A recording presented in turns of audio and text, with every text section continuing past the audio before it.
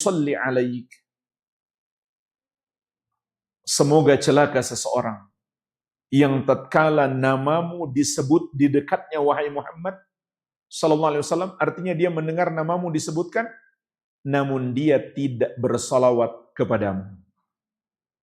Maka hadis yang mulia ini jamaah sekalian mengingatkan kita kewajiban bersalawat kepada Nabi sallallahu alaihi wasallam ketika kita mendengar ucapan beliau dan ketika kita mengucapkan nama beliau ataupun menuliskannya.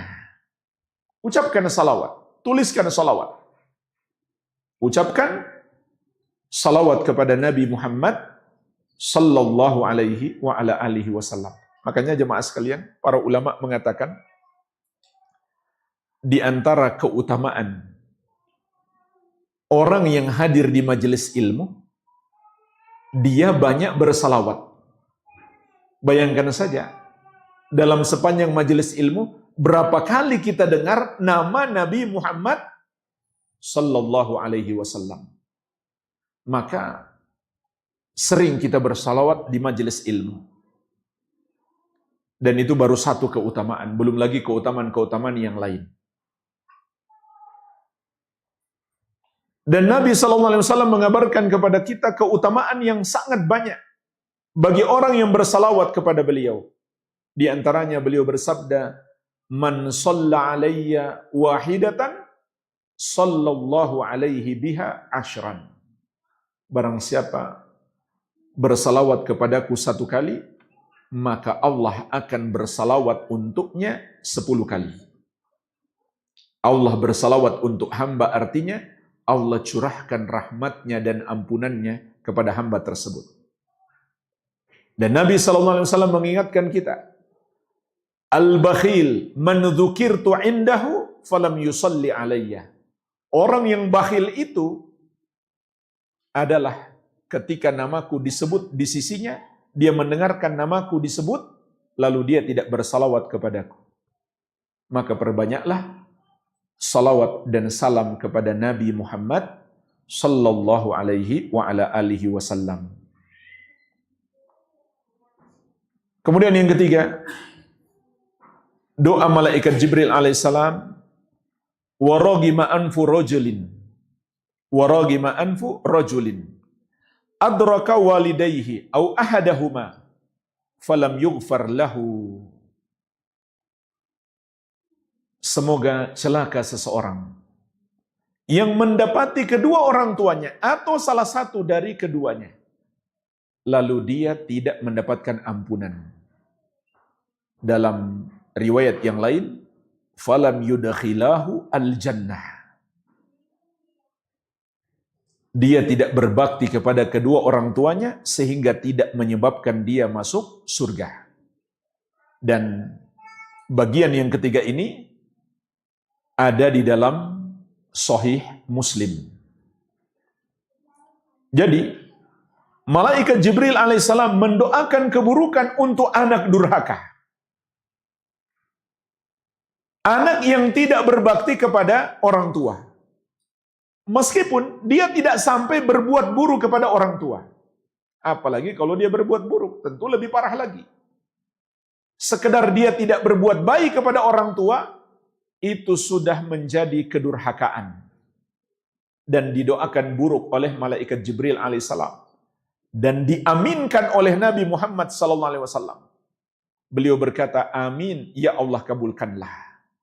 Oleh karenanya jemaah sekalian, tidak mungkin sukses anak durhaka di dunia dan di akhirat. Nggak mungkin.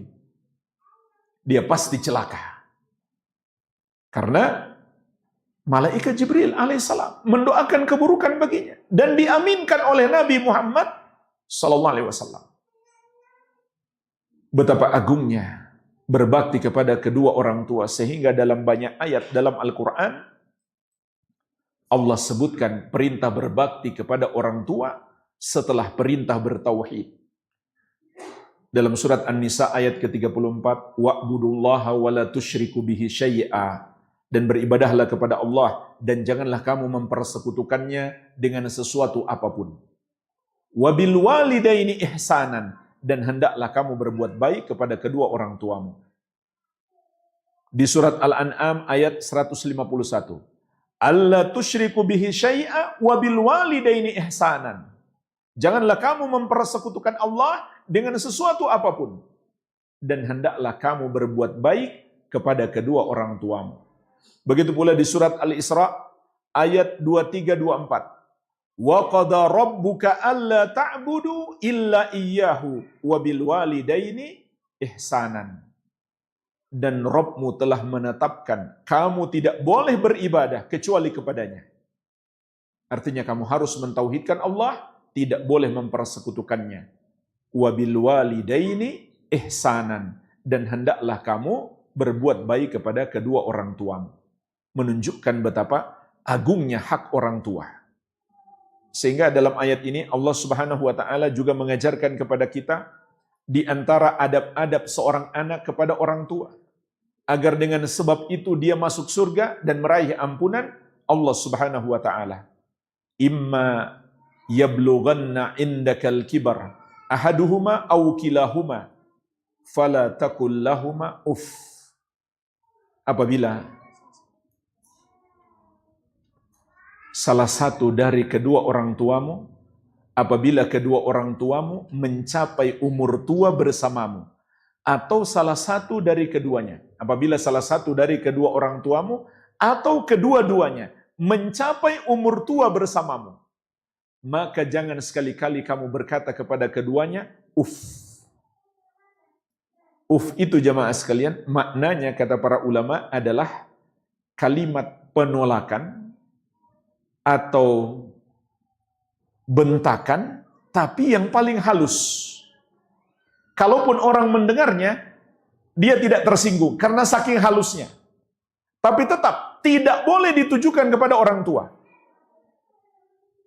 Benar-benar kita harus berkata-kata yang baik kepada orang tua kita. Jangan sedikit pun menggores luka di hati mereka. Ini sangat berbahaya. Dan di dalam ayat ini Allah Subhanahu wa taala memberikan isyarat kepada kita agar selalu menemani orang tua kita, selalu berbakti kepada mereka sampai mereka tua, dan ketika mereka sudah tua lebih ditekankan lagi untuk kita berbakti kepada mereka. Wala tanharhuma, jangan pula kamu membentak keduanya. Wa qul lahumā qawlan karīma, dan ucapkan kepada keduanya ucapan yang mulia. Wakhfid lahuma janaha dhulli minar rahmah, dan rendahkanlah sayapmu kepada keduanya karena kasih sayang. Artinya jangan sombong. Meskipun kita sudah lebih kaya daripada orang tua kita, lebih tinggi jabatan daripada orang tua kita, lebih cerdas daripada orang tua kita, jangan sekali-kali menyombongkan diri di hadapan orang tua kita. Harus selalu merendah. Dan Allah ingat, apakah kemampuan fisik, waktu, dan harta untuk menyenangkan orang tua kita, untuk membuat mereka tersenyum, untuk membuat mereka senang, ridho kepada kita. Itulah perintah syariat kepada kita. Lakukan semua yang kita mampu untuk berbuat baik kepada kedua orang tua kita. Itulah pintu surga kita. Sebagaimana sabda Nabi SAW, al-walidu awsatu abwabil jannah.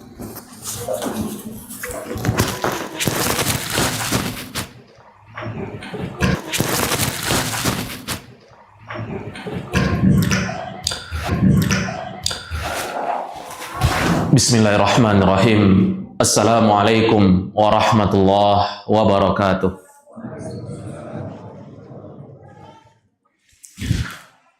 Alhamdulillahi rabbil alamin. Wassalatu wassalamul atammanil akmalanil alal mab'utsin rahmatan lil alamin wa ala alihi wa sahbihi ajma'in, amma ba'd. Ikhwani wa akhwat, kita sudah mendengarkan sedikit nasihat yang sangat berharga dari Al-Ustadz Sufyan Khalid Urai, yang sebenarnya sudah cukup untuk kita membekali diri di bulan Ramadan agar dapat mencari atau mendapatkan ampunan dari Allah Subhanahu wa Ta'ala. Dan yang perlu kita ketahui para jemaah rahimani wa rahimakumullah, sebagai muslim yang sejati dan muslimah, dalam kita mencari ampunan Allah Subhanahu wa Ta'ala harus di atas aturan-aturan syariat Allah Subhanahu wa Ta'ala. Jangan sampai para jemaah rahimani wa rahimakumullah, dalam kita mencari ampunan Allah Subhanahu wa Ta'ala, baik dalam melaksanakan ibadah maupun meninggalkan larangan, kita jauh dari tuntunan Rasulullah Sallallahu Alaihi Wasallam, jauh dari bimbingan Nabi kita Muhammad Sallallahu Alaihi Wasallam. Kenapa demikian para jemaah rahimani wa rahimakumullah? Dikarenakan kalau kita tidak sesuai dengan ajaran Nabi Sallallahu Alaihi Wasallam, walaupun niat kita, keinginan kita baik, tetap Allah Subhanahu wa Ta'ala tidak akan menerima amalan ibadah kita di sisinya. Ada satu hadis yang terkenal, para jemaah rahimani wa rahimakumullah.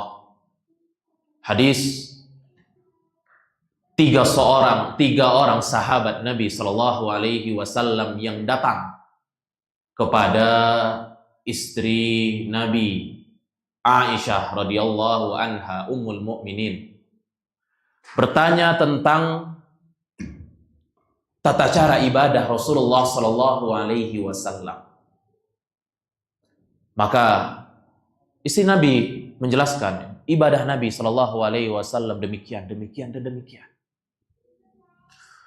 Maka salah satu dari ketiga sahabat tersebut mengatakan, kalaulah Nabi Sallallahu Alaihi Wasallam beribadah yang sudah diampunkan dosanya yang lalu maupun yang akan datang demikian, maka saya, kata salah seorang sahabat tersebut, akan puasa dan tidak akan berbuka. Yang satunya mengatakan, saya akan sholat malam, tidak akan tidur. Dan yang satunya lagi mengatakan, saya akan beribadah kepada Allah Subhanahu wa Ta'ala tanpa menikah. Baik atau tidak para jemaah rahimani wa rahimakumullah, kalau kita pandang dari sudut perasaan, kebaikan yang sangat besar, kebaikan yang sangat mulia. Tetapi tatkala datang atau sampai kepada Rasulullah Sallallahu Alaihi Wasallam berita tersebut, maka Rasulullah Sallallahu Alaihi Wasallam mengatakan, inni akhsyakum lillahi wa atqakum lah. Sesungguhnya aku lebih takut kepada Allah Subhanahu wa Ta'ala dan lebih bertakwa daripada kalian. Maknanya Rasulullah Sallallahu Alaihi Wasallam marah, para jemaah rahimani wa rahimakumullah, marah. Kok kalian melebihi apa yang aku ajarkan? Sesungguhnya aku berpuasa, aku pun berbuka. Aku sholat malam, aku pun tidur. Dan aku menikahi wanita. Maka kata Rasulullah Sallallahu Alaihi Wasallam, faman raghiba an sunnati falaysa minni. Barang siapa yang membenci tuntunanku, sunnahku, ajaranku, maka dia bukan golonganku. Para jemaah rahimani wa rahimakumullah, dari hadis yang mulia ini, apapun yang kita kerjakan dalam ibadah kepada Allah Subhanahu wa Ta'ala, keinginan kita untuk berbuat baik haruslah dilandasi dengan ajaran dari Rasulullah Sallallahu Alaihi Wasallam. Kam min muridin bil khair la yusibah. Betapa banyak orang yang menginginkan kebaikan, menginginkan sebuah kebaikan, tetapi dia tidak mendapatkannya. Kenapa? Karena caranya, tuntunannya yang salah, tidak sesuai dengan apa yang diajarkan oleh Rasulullah SAW, apa yang dibimbing oleh para sahabat salafun saleh dalam mengerjakan amalan-amalan ibadah.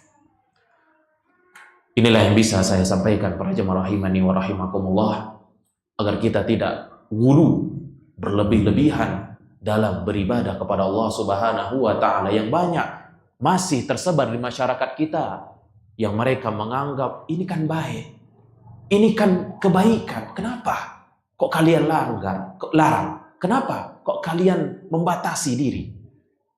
Dan namanya kebaikan tidaklah mengetahuinya kecuali hanya Rasulullah Sallallahu Alaihi Wasallam, karena prinsip seorang Muslim yang sejati bahwasanya Rasulullah Sallallahu Alaihi Wasallam ma la khaira illa dallata ummata alaih wa la syarra illa hadzarahu minhu. Tidaklah ada satu kebaikan di agama ini melainkan Rasulullah Sallallahu Alaihi Wasallam sudah menyampaikannya, dan kebalikannya tidak ada sebuah kerusakan, keburukan melainkan Rasulullah Sallallahu Alaihi Wasallam sudah memperingati kita darinya.